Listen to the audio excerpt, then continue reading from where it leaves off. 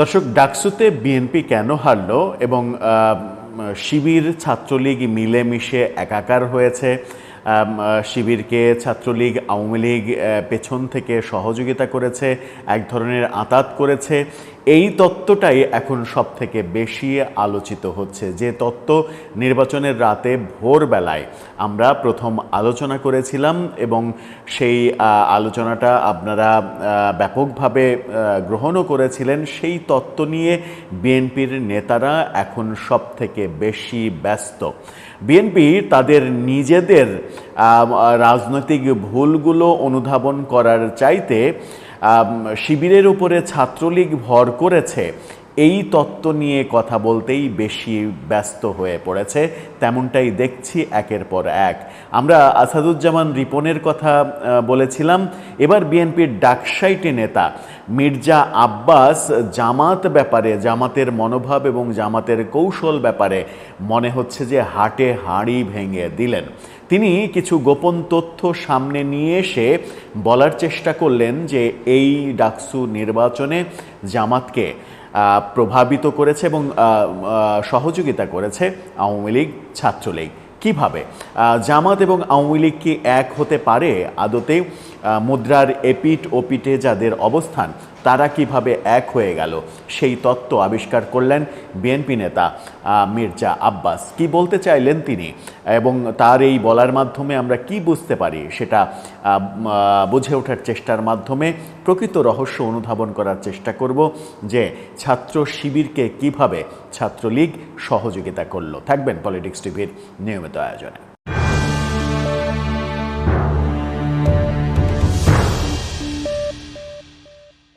দর্শক, বলছিলাম ডাকসু নির্বাচনে শিবিরকে ছাত্রলীগের সহযোগিতা প্রসঙ্গে। এই প্রসঙ্গে একটা কথা, মির্জা আব্বাসের কথার আগে একটা কথা বলাই যায়, সেটা হচ্ছে যে ঐতিহাসিকভাবে এই দুটো দল দুই মেরুতে অবস্থান করছে। মুক্তিযুদ্ধের প্রেক্ষাপটে এই দুটো দলের অবস্থান একেবারে দুই মেরুতে।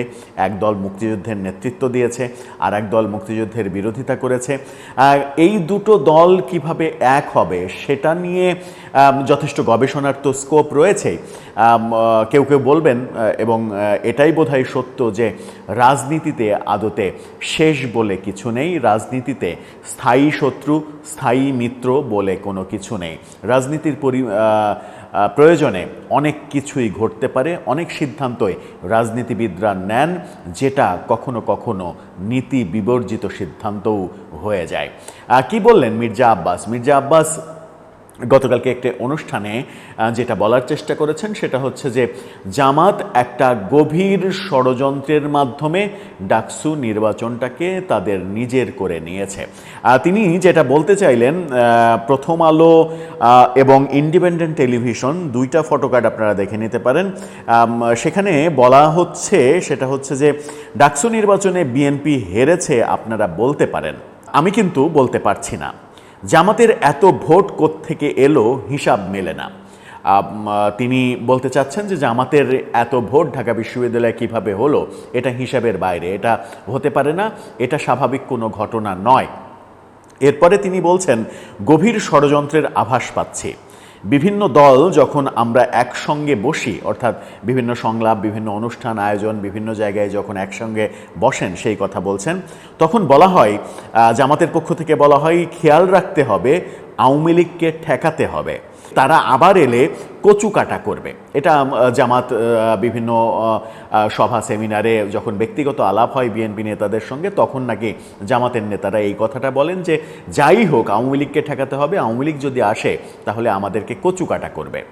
কিন্তু তলে তলে আওয়ামী লীগের সঙ্গে আঁতাত করে ছাত্রলীগের সব ভোট নিয়ে নিয়েছে শিবির। বিএনপির বিরুদ্ধে দেশে ও দেশের বাইরে ষড়যন্ত্র চলছে। যে তত্ত্ব নিয়ে আমরা আলোচনা করেছিলাম ঠিক একই কথা বলেছেন যে শিবির ছাত্রলীগের ভোট নিয়েছে, এটা জামাতের একটা অপকৌশল। তিনি মির্জা আব্বাস যেটা বলছেন যে এটা জামাতের একটা রাজনৈতিক অপকৌশল। মুখে বলছে যে আওয়ামী লীগ ঠেকাও, আওয়ামী লীগ ঠেকাও, আওয়ামী লীগ আসলে আমাদের বিপদ হবে, কিন্তু আমরা সেটা করছি, আমরা সেই নীতি অনুসরণ করছি, বিএনপির নেতা বলছেন, কিন্তু জামাত সেই নীতি অনুসরণ করছে না। মুখে একটা কথা বলছে, তলে তলে আওয়ামী লীগের সঙ্গে আঁতাত করছে এবং আঁতাত করে ডাকসু নির্বাচনে এই ফলাফলটা তারা তৈরি করেছে। খুবই ভালো কথা। যদি এটা হয়ে থাকে তাহলে সেটা বলতে হবে যে জামাতের কিংবা শিবিরের রাজনৈতিক কৌশলের কাছে বিএনপি হেরেছে। তো ভোটের রাজনীতির যে কৌশল, ভোটের রাজনীতির কৌশলে যদি এই ছোট একটা ভোটেই জামাতের কাছে বিএনপি ধরাশায়ী হয়, কৌশলে যদি হেরে যায়, তাহলে জাতীয় রাজনীতিতে কি হবে? এখানে বিএনপি নেতারা কি নিজেদের ভুল মনে করছেন না কিংবা নিজেদের ভুল বুঝতে পারছেন না? এটা কি তারা বুঝতে পারছেন না কিংবা অনুধাবন করতে পারছেন না যে রাজনীতি আর ভোটের রাজনীতি দুটো একেবারে আলাদা জিনিস? রাজনীতিতে অনেক কথাই বলা হয়, প্রকাশ্যে অনেক মন্তব্য করতে হয়, কিন্তু ভোটের রাজনীতিতে অনেক বেশি কৌশলী হতে হয়। ভোটের রাজনীতির কথা মাথায় রেখে অনেক সময় রাজনীতি করতে হয় এবং রাজনৈতিক কর্মকাণ্ড পরিচালনা করতে হয়, যেটা জামাত করেছে, সফল হয়েছে, বিএনপি করেনি, বিএনপি ব্যর্থ হয়েছে। এখন বিএনপিকে চিহ্নিত করতে হবে যে তাদের সেই ভুলগুলো, সেই পয়েন্টগুলো কি কি ছিল, যেসব পয়েন্টে তারা ভুল করেছে। আওয়ামী লীগের অভিযোগ, সবথেকে বড় যে অভিযোগটা আওয়ামী লীগ করে আসছে সেটা হচ্ছে যে গত 1 বছরে কিংবা গত 13 মাসে আওয়ামী লীগের ওপরে সবথেকে বড় টর্চারটা করেছে বিএনপি। মানে সরকারের চাইতেও বেশি টর্চারটা বিএনপি করেছে। এমন দৃশ্যও দেখা গেছে যে মানে মিথ্যা মামলায় জেলে গেছে, কোনো রকমে জামিনে বেরিয়েছে, জেল গেটে আবারও তাকে মব করে ধরে জেলে দেওয়ার ব্যবস্থা করা হয়েছে। এই অভিযোগগুলো আওয়ামী লীগের অভিযোগ, এবং এই অভিযোগ যদি সত্য হয় তাহলে আওয়ামী লীগ কৌশলে শিবিরের ওপরে, জামাতের ওপরে ভর করাটা খুব একটা অস্বাভাবিক বলে মনে হয় না। এবং আমার মনে হয় যে শেষ পর্যন্ত ওই খেলাটা যদি হয়েই থাকে তাহলে বিএনপি সেই খেলায় হেরে গেছে। বিএনপি বুঝতে পারেনি যে এখানে এত বড় একটা খেলা হতে পারে। আগামীতে জাতীয় নির্বাচনের ক্ষেত্রে বিএনপি কি সাবধানী হবে? বিএনপি তার রাজনীতির কৌশলে আমূল পরিবর্তন আনবে? সেটাই এখন দেখার বিষয়। তবে এটুকু অন্তত মানে বিএনপিকে সাধুবাদ দেয়াই যায় যে ডাকসু নির্বাচনের ফলাফল তারা মেনে নিয়েছে। কোনো ধরনের সংঘাতময় পরিস্থিতির সৃষ্টি হচ্ছে না।